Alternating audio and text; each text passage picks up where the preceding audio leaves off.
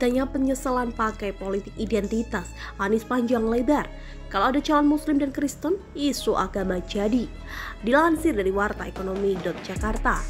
Dalam wawancara resminya bersama jurnalis ABC Australia, Beverly O'Connor, ex-gubernur DKI Jakarta Anies Baswedan mendapat pertanyaan soal politik identitas yang melekat kepadanya sejak Pilkada DKI 2017 lalu. Saat itu, Anies bertarung dengan gubernur petahana Basuki Cahayapurnama atau Ahok yang berlatar etnis Tionghoa dan beragama Kristen. Anies dituduh memakai politik agama karena mendapat dukungan dari kelompok FPI Ormas yang kini sudah dibubarkan. Bahkan hingga saat ini dijuluki bapak politis identitas. Anda sangat kritik karena kampanye yang sangat membelah. Ketika Anda mencalonkan gubernur dan menang, Anda bekerja sama.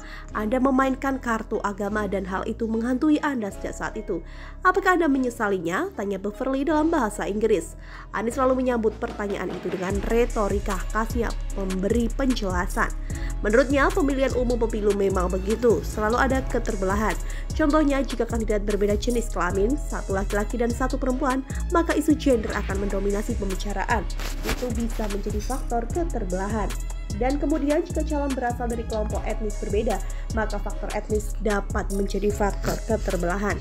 Jelas, ex-gubernur DKI Jakarta itu. Jangankan pemilu, hal sama terjadi saat referendum.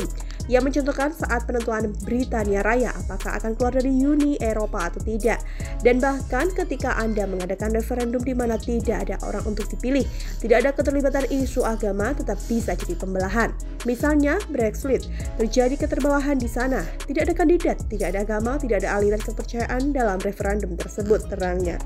Jadi sama aja jika ada calon muslim dan calon Kristen, maka isu agama jadi perhitungan. Lanjut ex-rektor Universitas Paradigma itu. Tidak sampai di situ, Beverly terus mencecar Anies dengan pertanyaan soal politik identitas. Ia menanyakan bagaimana politik identitas bisa digunakan tanpa berdampak buruk.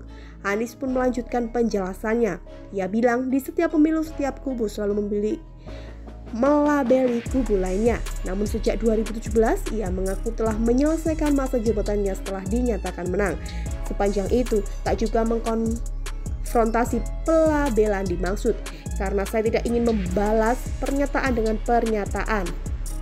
Jadi, yang saya lakukan adalah saya bekerja 5 tahun di Jakarta dan benar-benar memberikan kesempatan yang sama, memberikan perlakuan yang sama pada kelompok agama apapun paparnya. Mantan Menteri Pendidikan dan Kebudayaan yang langsung diusung oleh 3 partai politik ini mengatakan menjawab politik identitas yang diidentitakan dengan dirinya bisa dilihat dari rekam jejak, bukan asumsi.